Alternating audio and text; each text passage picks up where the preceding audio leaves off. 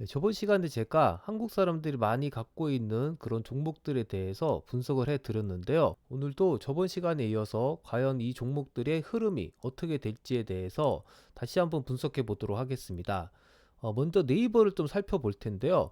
네이버 같은 경우에는 제가 20일 이동평균선이 상당히 중요하다고 말씀드렸죠. 그래서 20일에 저항을 받고 지금 상승을 하는 그런 모습을 보여줬습니다. 자, 제가 N자형 반등이 이루어지게 된다면은 어떤 흐름이 나온다고 말씀드렸습니까? 바로 상승 추세가 지속될 가능성이 크다고 말씀드렸었죠. 그래서 네이버 같은 경우에는 N자형 반등이 이렇게 나와줬기 때문에 앞으로 더 상승할 가능성이 높다고 말씀을 드렸습니다. 한데 22만 원에서 한 번에 이런 저항을 받게 되었죠. 왜 이런 저항을 받을 수밖에 없게 됐는지 저번 시간에도 말씀드렸는데 이 바로 주봉을 보시면 좀 알 수 있습니다. 자, 이렇게 주봉을 보시면 작년에 형성되었던 이 매물대가 있습니다. 바로 22만 원 근처인데 이 매물대의 저항을 아무래도 받게 되니까 한 번에 이렇게 뚫고 올라가기는 쉽지 않다. 그래서 어느 정도의 저항을 받고 다시 올라갈 가능성이 크다라고 이렇게 예상해 볼 수 있는데, 물론 뭐 매집 세력들이 상당하다면은 한 번에 뚫을 수도 있겠지만, 보통의 경우에는 이 매물대가 형성되게 되면은 이 가격대에 이 주식을 보유하신 분들이 상당히 많다는 얘기가 됩니다. 그래서 그분들이 벌써 1년 넘게 기다려 오신 분들이기 때문에 본전만 와도 팔고 싶은 욕구가 강하겠죠. 그래서 그분들로 인한 하락이 있을 수밖에 없습니다. 그렇기 때문에 좀 눌림목이 이렇게 나오게 되었고요. 아무래도 다음 주까지 이 물량을 받기 위해서는 좀 더 떨어지거나 횡보한 흐름이 좀 나올 것 같습니다. 그래서 이런 부분들을 좀 생각해 보시고 네이버에 투자하셨으면 좋겠고요. 외국인과 기관의 매매 동향도 상당히 중요한 부분인데, 지금 네이버 같은 경우에는 외국인들이 꾸준히 매집을 하고 있고요. 기관은 일부 파는 모습을 보이고 있습니다. 그래서 일자별로 확인해 봤을 때 크게 떨어졌던 이 12월 12일 날 기관이 좀 대량 매도를 한 모습을 보이고 있죠. 그래서 장기적으로 좀 급등을 했다 보니까 어느 정도 이익 실현을 한 부분이 있지 않나 이렇게 생각이 들고요. 하지만 여기서도 보듯이 외국인들의 매수세가 계속 이어지고 있습니다. 그렇기 때문에 중장기적인 흐름 자체는 상승을 할 것 같다 이렇게 보여집니다. 그래서 제가 말씀드렸던 이 21선이 깨지지 않고 유지된다면은 좀 중장기적으로도 계속 투자를 이어나갈 수 있는 종목이다 이렇게 분석드리고 싶습니다. 자, 카카오 같은 경우도 마찬가지죠. 카카오도 제가 네이버랑 똑같은 흐름을 지금 유지하고 있다고 말씀드렸었는데, 대신에 네이버보다 변동성이 크기 때문에 좀 위험한 투자를 즐기시는 분들은 카카오를 선택하셔도 괜찮다고 말씀드렸습니다. 그래서 카카오 같은 경우에도 좀 되돌림이 일어나긴 했지만 바로 이렇게 치고 올라가는 모습을 보이고 있습니다. 상당히 지금 상승 흐름이 강한 추세를 형성하고 있는데, 매매 동향을 좀 살펴보시면 외국인들은 그렇게 매집을 하고 있지 않지만 기관이 좀 다량 매수를 하고 있죠. 그래서 카카오는 기관 주도로 지금 상승을 하고 있는데, 기관이 대량 매집하는 날 상당히 많은 상승을 하는 것을 볼 수 있습니다. 이 100만 주가량 샀을 때 8.5%, 그리고 10만 주 샀을 때 거의 5% 가까이 이런 상승하는 모습을 보이고 있는데, 결국 기관이 100만 주 이상 매도를 하지 않는 이상 이 카카오는 쭉 갈 수 있다 이렇게 방향을 설정해도 되겠죠. 그래서 카카오 같은 경우에는 기관의 매매 동향을 좀 유심히 관찰하는 게 좋을 것 같다는 생각이 듭니다. 그리고 차트적으로도 60일 이동평균선이 상승 흐름으로 지금 바뀌었죠. 그래서 수급선이 꺾이지 않는 이상 카카오는 계속 보유한 쪽으로 생각하시면 될 것 같고요.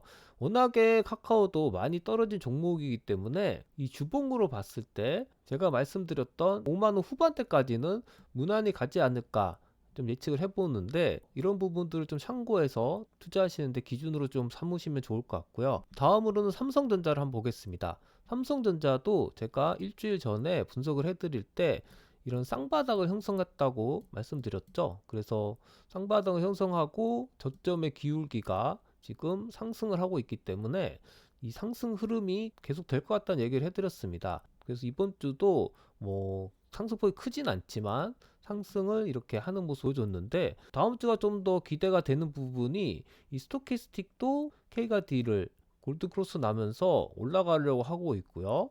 이 파라볼릭 볼도 하단에서 지금 간격이 점점 벌어지면서 상승을 하려는 움직임을 보이고 있습니다. 그래서 다음 주 같은 경우에는 큰 일이 발생하지 않는 이상 좀 상승을 하지 않을까 이렇게 예측이 되고요. 자, 삼성전자의 매매 동향을 보시면 외국인은 계속 매도를 하고 있는데 기관은 좀 사들이고 있는 모습을 보이고 있죠.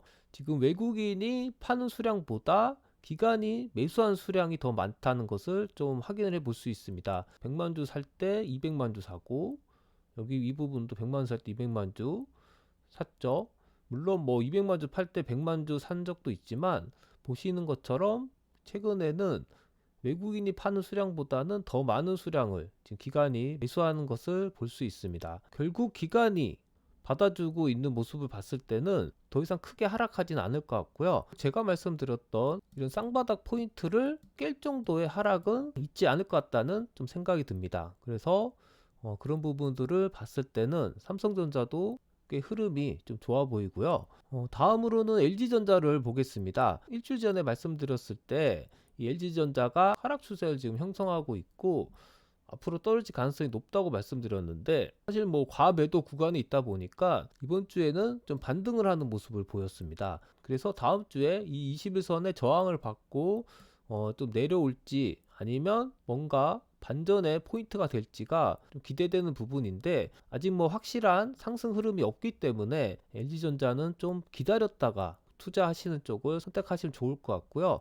삼성전자처럼 쌍바닥을 형성하는 모습이 나타난다면 반전하는 그런 모습이 나타날 수도 있겠죠. 그래서 LG전자는 시간이 좀 필요하다는 그런 생각이 듭니다.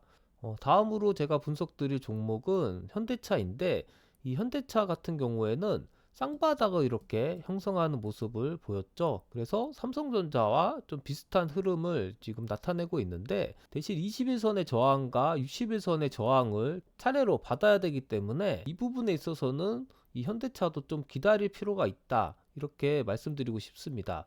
그리고 현대차 같은 경우에는 이 주간으로 봤을 때 최근에 이런 급락을 했기 때문에 넘어야 될 매물대가 많이 이렇게 쌓여 있습니다. 그래서 이러한 물량들을 소화하면서 치고 올라가기에는 단기간에는 무리가 있다, 이렇게 판단이 되고요. 결국 시간이 더 필요할 것 같다는 생각이 듭니다. 그래서 현대차는 좀 보유하고 계시지 않는 분들은 투자를 좀 미뤘다가 하시는 것을 권장해 드리고요.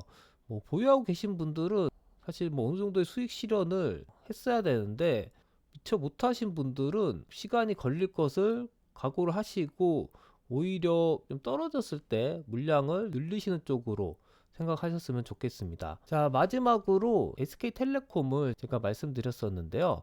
SK텔레콤 같은 경우에는 60일 이동평균선이 기준이 된다고 말씀드렸죠. 그래서 지금 60일 이동평균선을 터치하고 다시 올라가는 모습을 하고 있는데요. 자, 주가가 60일선 밑에서 10일 이상 머물지 않고 다시 반등을 했기 때문에 60일선이 살아있다고 보시면 됩니다. 그래서 지금 SK텔레콤은 사기에 적정한 시기인 것 같고요. 저번 시간에도 말씀드렸듯이 배당 수익률이 현재 6% 이상 나오고 있기 때문에 배당 투자로도 적합한 종목입니다. 그래서 좀 안정적으로 투자하고 싶으신 분들은 SK텔레콤을 매수하시는 것도 좋은 선택이라고 좀 말씀드리고 싶습니다. 자, 이렇게 해서 저번 시간에 다뤘던 종목들에 대해서 좀 이어서 이렇게 또 분석을 해 드렸는데요. 뭐 대외적으로 상황이 안 좋다고 모든 종목들이 떨어지는 건 아닙니다. 그 중에서도 테마가 형성됐을 때 오르는 종목들도 있고 또 많이 올랐던 종목들은 또 떨어지기도 하는데, 너무 겁내지 말고 정석적으로 투자를 하신다면은 큰 손실 없이 안정적으로 주식 투자를 할 수 있으니까 이런 부분들을 좀 참고해서 주식 투자하시는데 도움이 되셨으면 좋겠습니다. 그럼 이상 방송을 마치겠습니다. 감사합니다.